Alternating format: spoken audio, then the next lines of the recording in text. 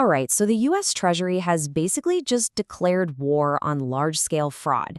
Today, we're going to break down their aggressive new strategy, which, believe it or not, was all kicked off by one single massive case right in Minnesota. Let's get into it. You know, when a top Treasury official comes out and says the time has come for accountability, you know things are about to get serious. This isn't just some standard press release. This is a direct response to what they're calling egregious fraud, and it's signaling a major shift in how they enforce the law. So what could possibly trigger such a huge federal response? Well, it's this number. At least $300 million. Yep, that's how much taxpayer money was allegedly stolen from a federal program meant to feed children in need in Minnesota. A theft on that scale? Yeah, that was definitely going to get Washington's attention. Okay, so with a $300 million hole punched into a federal program, the Treasury absolutely had to act. They've announced a whole series of coordinated initiatives, and what's really key here is that this isn't just about one case anymore. No, this is about creating an entirely new playbook to fight this kind of fraud all across the country. Now, to really get this new playbook, you have to know the key players. First up, you've got FinCEN. That's the Treasury's Financial Crimes Enforcement Network. Think of them as the financial detectives. Then you have IRSCI, which is the Criminal Investigation Division of the IRS. They bring the muscle. Together, they form a pretty potent 1-2 punch. So how in the world does a fraud scheme get so big that it puts the entire country on notice? Let's take a closer look and really dissect the anatomy of this $300 million crime. At its heart, the scheme was disturbingly simple. Fraudsters allegedly took advantage of federal child nutrition programs and just pocketed hundreds of millions of dollars. But here's the kicker. The trail didn't stop there. Investigators now believe a huge chunk of that taxpayer money was then laundered and wired overseas. And just like that, a local fraud case blew up into a complex international investigation. So, how do you even begin to respond to a crime this big? Well, the Treasury has laid out a really clear three-pronged attack. This is their new blueprint, and it's designed to tackle the problem from every single angle. And here are the three pillars of that blueprint. It's actually a super logical progression when you think about it. First, you have to follow the money to figure out where it all went. Second, you enforce the law to make sure the people responsible are held accountable. And finally, you have to strengthen the whole system to prevent this from ever happening again. Let's break down each step. Okay, step one, follow the money. This is the first and most immediate step.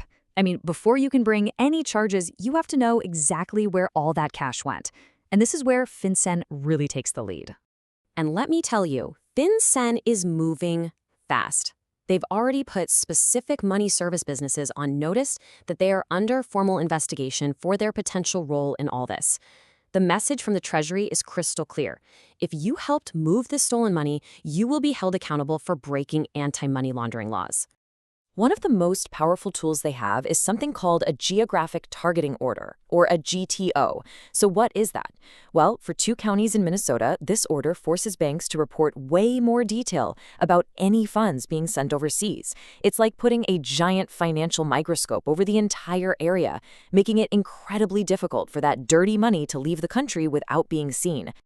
Following the money is one thing, but actually bringing legal consequences to the table, that's a whole other ballgame. And this is where the IRS comes in, leading the charge on enforcement.